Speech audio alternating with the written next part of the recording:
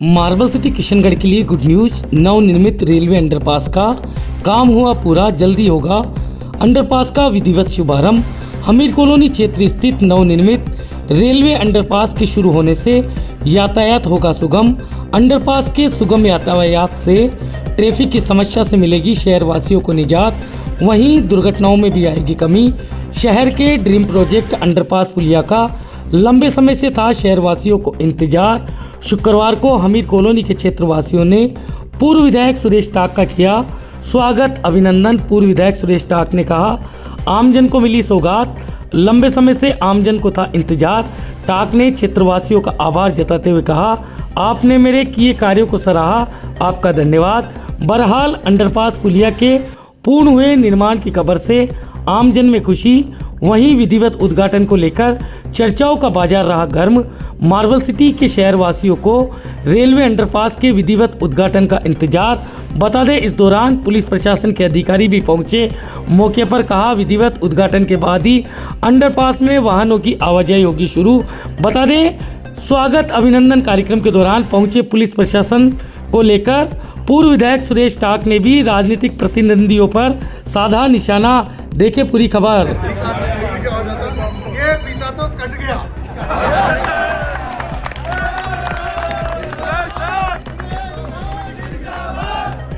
कहने की जरूरत नहीं है।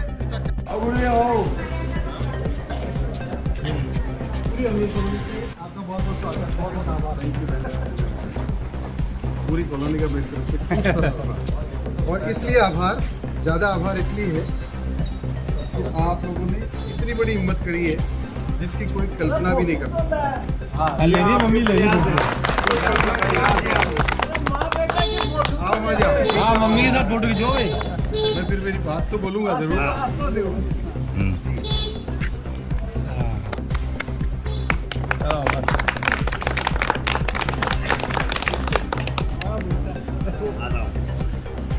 बोलिए। खूब सारा धन्यवाद और धन्यवाद वापस रिपीट कर रहा हूँ अपनी बात को। मैं पूरी हमीर कॉलोनी का जितने भी लोग यहाँ आए उन सबका भी खूब सारा धन्यवाद करता हूँ। आपने मेरे को माला पहनाकर मेरे पे और ज़्यादा मुझे काम करने की प्रेरणा दी है। बिल्कुल साहब, बिल्कुल बिल्कुल मैंने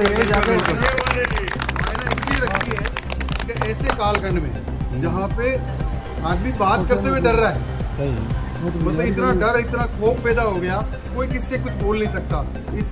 इस माहौल में आदमी, भले ही आप आज परेशान हो, पूरा किशनगढ़ परेशान है, पूरा किशनगढ़ ये अपनी गलती पे पछता भी रहा है, लेकिन बोल नहीं रहा है और बोलेगा भी नहीं, बोलना भी नहीं। समय आने पे अगर आप बोलेंगे तो आपका भला तो नहीं होगा और आपका बुरा जरूर हो जाएगा, 100% हो जाएगा। और इसका उदाहरण अभी आपने देखा है कि इतनी तकलीफ, इतनी बेचैनी कि मैं उद्घाटन कर रहा हूँ क्या? नहीं, उद्घाटन नहीं कर रहा हूँ मैं, भावनाओं की कद्र करने आया हूँ। मैं आपका मान सम्मान जो मुझे देना चाह रहे हैं, मैं आपका मान सम्मान लौटाने आया हूँ। मैं इतना मूर्ख नहीं है, न मैं इतना बेवकूफ़ हूँ कि मैं वहाँ पे कोई करने आऊँ। आपको परेशान होने की आवश्यकता नहीं है, बिल्कुल भी कोई चिंता मत करो। हमने तो कोई मुहूर्त करने आए, न कोई करने आए। सम्मानित हो रहे हैं, सिर्फ इतनी सम्मान किया जरूरत भी नहीं है। हाँ, वो डर रहे हैं ना, तो उनका डर अपनी जेब में रखे, हमें जरूरत नहीं है। और ठोकर पे रखते हैं हर चीज को, अपने दम पे लड़े हैं, अपने दम पे रहेंगे और आगे भी अपने दम पे आएंगे।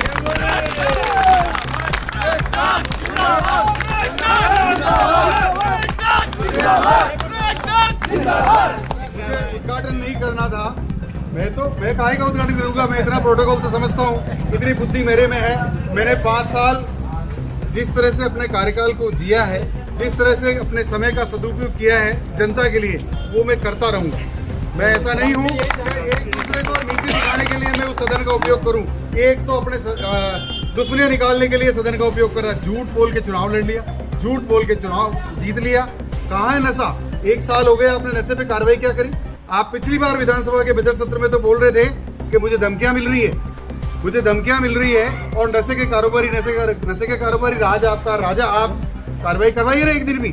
आप अब तक कार्रवाई क्यों नहीं कराई? 1.5 साल आपको होने वाला है, आपने एक दिन भी कार्रवाई नहीं कराई। और अब आप एक दूसरे को नीचा दिखाने का प्रयास कर रहे हो। भ्रष्टाचार हो रहा है, मुख्यमंत्री शामिल है, वो शामिल है। कौन शामिल है? या तो प्रूफ दो, सबूत है तो जिंदा दिली के साथ आगे आके बात बताओ। डर के वहाँ पे आवेदन का उपयोग जनता ने आपको अपनी समस्याओं को बताने के लिए किया है। आपको ये हक वहाँ पे जाने का इस जनता ने दिया है, नहीं कि आप इस हक का उपयोग अपने फायदे के लिए कर रहे हो या एक दूसरे के राजनीतिक प्रतिनिधि को नीचे दिखाने के लिए कर रहे हो। ये काम मैं नहीं करता, न मुझे कोई फीता काटता था। मुझे तो आप लोगों ने बोला भी था कि मैं फीता लगा दे, लेकिन मैंने मना किया कि नहीं, ये काम मेरे प्रोटोकॉल का नहीं है, जिनको करना उनको करेगा। ये तो होता आया है। और मैं आपको एक और बात बता देता हूँ, इन्हीं महाशय ने, मंत्री महोदय की बात कर रहा हूँ और खुल के बोल रहा हूँ, आप रिकॉर्ड भी करिए इस बात को। मैं जब विधायक बना था 3-3 लाख के 2 इन्होंने कोई सामुदायिक भवन बनाए थे बामूलाव में और भोगादीप में, ऐसे 2-3 जगह देवपुरी में। वो स्वाभाविक बात है कि वो विधायक नहीं रहे, मैं विधायक बन गया तो वो उनका लोकार्पण करना था, मैंने कर दिया। तो मुझे इस तरह की गालियां निकाली, खुद नहीं इन्होंने इतनी बुरी तरह से गालियां निकाली कि इसके बाप का राज है क्या, इसके बाप का था क्या जो इसने फीता काट दिया? तुम्हारे बाप का भी नहीं था, ये तो जनता के बाप का था, इसलिए कट गया। और ये जो अंडरपास बना है, ये राजस्थान सरकार की देन है, ये राज्य सरकार। और मैं किस तरह लाया हूँ, मैं आपको 2 मिनट में इसको, जगत को मालूम है, पूरे जगत को मालूम है सर। मैं 2 मिनट में इस बात को पूरी करता हूँ। आपने तो एक्सीलेटर की बात करी थी, आज तक एक्सीलेटर नहीं लगा क्या? फालतू की बातें करते हो। ये बना हुआ है, स्टाम्प तो कोई भी लगा जाएगा, कोई फर्क नहीं पड़ता है किसने बनाया। माल कोई बनाता है, स्टाम्प कोई लगाता है, दुनिया की रीत है, चलता आया है। 3 करोड़ रुपए की सैंक्शन पहले बजट में ली थी मैंने मुख्यमंत्री जी से। 3 करोड़ के बाद कोरोना आ गया, आपको पता हो तो 2020 और 21 में कोरोना आ गया, तो ये स्पीड कम हो गई और वो 3 लाख की सैंक्शन आई भी नहीं। जब हमने रेलवे से पता किया तो रेलवे ने मना कर दिया कि ये तो अब इसका रिवाइज एस्टिमेट बनेगा और रिवाइज एस्टिमेट के बाद होगा, ये 3 करोड़ की कोई वैल्यू नहीं है। तो उसके लिए डीपीआर का पैसा मांगा कि राज्य सरकार पहले डीपीआर का पैसा जमा कराए, तब हम नई डीपीआर बनाएंगे। नई डीपीआर बनाने के बाद नया एस्टिमेट बनेगा, वो सरकार देगी तो हम बना देंगे, नहीं तो नहीं बनाएंगे। डीपीआर के 6 लाख रुपए या 11 लाख रुपए ऐसे कुछ जमा कराने थे। मुख्यमंत्री जी को स्पेशली जाके बोला, उनको 10 लाख रुपए वापस ट्रांसफर करे, रेलवे को भेजा, रेलवे ने डीपीआर बनाई और डीपीआर बनी 27 करोड़ रुपए।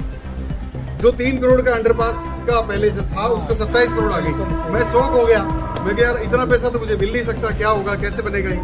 फिर गया मैं सीएम साहब के पास, मैंने कहा सर ये रिवाइज कर दिया उन्होंने, 26 करोड़ रुपए कर दिए, अब 26-27 करोड़ रुपए कहाँ से आएंगे, क्या करेंगे? या तो पैसे दो या आप एक अधिकारी, कोई भी आईएएस अधिकारी को लगा के दिल्ली रेलवे अधिकारियों से बात करें और वहाँ जाके इसको रिवाइज करवा दें एक बार वापस। तो हमने इसको, नवीन महाजन जी आईएएस थे, उसमें पीडब्ल्यूडी के एसईएस थे, चीफ एडिशनल सेक्रेटरी थे, नवीन महाजन साहब को लगाया सीएम साहब ने, दिल्ली गए, दिल्ली जाके वापस बात करी, रिवाइज का ऑर्डर करवाया और रिवाइज बनने के बाद एक 14 करोड़ 89 लाख रुपए का नया एस्टिमेट बन के तैयार हुआ। तब फिर 1489 के लिए मैंने कम से कम 6 बार हाउस में बोला है, 6 बार हाउस में रिपीट किया, 15 बार मैं मुख्यमंत्री जी के पास गया, आखिर जिद करके ये 14 करोड़ 89 लाख रुपए ले आया, सैंक्शन आ गई। और मुझे पता था समय कम बचा है, क्या होगा, कैसे होगा। फिर मैं जब पैसा आ गया, सैंक्शन हो गया, तो मुझे लगा कि अब रेलवे के पास जाना पड़ेगा। एजेंसी रेलवे थी, तो मैं रेलवे के, हमारे गोयल साहब कभी राजस्थान में रहे हुए थे, यहाँ अजमेर में रेलवे में थे पहले वो, उन गोयल साहब को मैंने रिक्वेस्ट किया कि सर इसको गति शक्ति में ले लो। रेलवे के 2 विंग हैं, एक तो सिंपल काम करने वाले विंग होती है जो ठेकेदार ऑर्डिनरी काम करते हैं, स्पीड नहीं होती है। मोदी जी आने के बाद एक गति शक्ति करके एक डिपार्टमेंट नया बनाया, जिसमें रेलवे के कामों को गति देने के लिए कोई भी काम, चाहे अंडरपास है, चाहे रेलवे लाइन का कुछ भी परेशान मत हो, हम कुछ करने वाले नहीं है, हमको समझदार है, हमें पता है जो काम हमारा है ही नहीं, हम उसको क्यों करेंगे? फालतू इतनी एनर्जी खराब करवा दी। पता नहीं क्या काम करते हैं आप सर। 2 मिनट वहां तक, 2 मिनट 2 मिनट नहीं, सत्ता ही नहीं जाऊंगा न मैं जाता, ये नहीं आते तो भी नहीं जाता, ये आते तो भी नहीं जाता, ये भी सब समझते हैं, जो सब बताएंगे। आप तो करो अपनी ड्यूटी आराम से, कोई दिक्कत नहीं होने वाला है। उद्घाटन तो जिनको करना वही करेंगे। मेरा अधिकार ही नहीं फीता काटने का, मैं फीता क्यों काटता? लेकिन इतना डर भी, क्या पता क्यों डर है, समझ में नहीं आ रहा। फीता काट देता तो भी क्या हो जाता, नहीं काटता तो भी क्या हो जाता। ये फीता तो कट गया।